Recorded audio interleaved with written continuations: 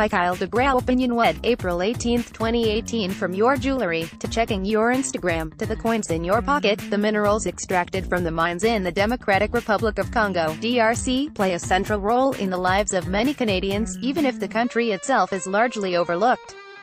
To what extent do Canadians hear about the DRC? For the business-minded among us, these minerals may often be front of mind, with a significant Canadian mining industry in the country. For those engaging on defense, the Congo has at times come up as a potential deployment destination for our peacekeepers. Those following world politics may know of the elections now scheduled for 2018, which bring the potential to remove President Joseph Kabila, who is already 2 years past his final constitutional mandate. But as a Canadian aid worker in the DRC, my interest is on how these dynamics, business, politics, security, intersect, and how they impact children and their families who have already suffered more than 2 decades of civil war. Today, the DRC is fragile, rife with brutality and displacement.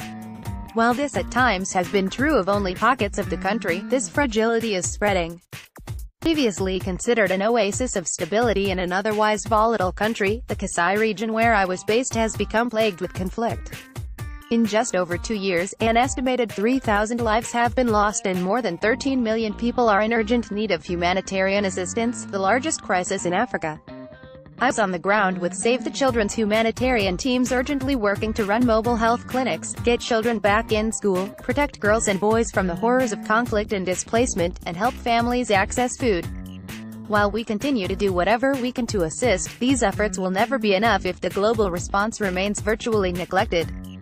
A forgotten crisis is an unfunded crisis, and in the case of the DR Congo, the United Nations 2018 appeal for $2.1 billion is a paltry 12% funded. The impact? Millions of lives hang in the balance, forgotten. So what does a forgotten crisis look like? In this case, children killed and maimed, violent attacks on schools and medical facilities, recruitment of children into armed groups, and child abductions.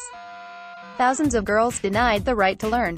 And the deep psychological scars of war among girls and boys facing the brunt of many of these grave violations. One such girl I spoke with is 15-year-old Chibola, the name has been changed to protect her identity, who was forcibly recruited into an armed group with the promise of money and safety for her family. She was drugged, fueled by alcohol, and told children were invincible against bullets. In the end, she escaped to the forest after seeing many of her friends killed. Unable to afford school, she helps her mother and brother around the house during the day. Not only is Chibola missing out on education, she is also losing out on the protection being in school brings. Unfortunately, she is one of millions of girls around the world affected by conflict who is denied the right to learn, be protected from harm and fulfill their potential. That is why Save the Children, along with other leading humanitarian and development agencies, is urging world leaders to take action at the upcoming G7 summit hosted by Canada in June. Prime Minister Justin Trudeau has committed to advancing gender equality and empowering women and girls. Education is a lifeline for millions of children, especially girls, who are caught in conflict and disaster. The G7 is an unprecedented opportunity for Canada to lead this fight on a global stage and prevent girls from falling victim to recruitment into armed groups, slavery, child marriage and other abuses. The Democratic Republic of Congo may not be a geopolitical quagmire for Western powers like Syria or Iraq. But it deserves our attention, and that of our leaders. Because when there are girls like Chibola who have experienced the worst of humanity and still find ways to improve themselves and their communities, our leaders must prioritize and fund the basic needs of children. When we put young people first, we all win, now and in the future. Kyle DeGraw is a humanitarian communications manager with Save the Children.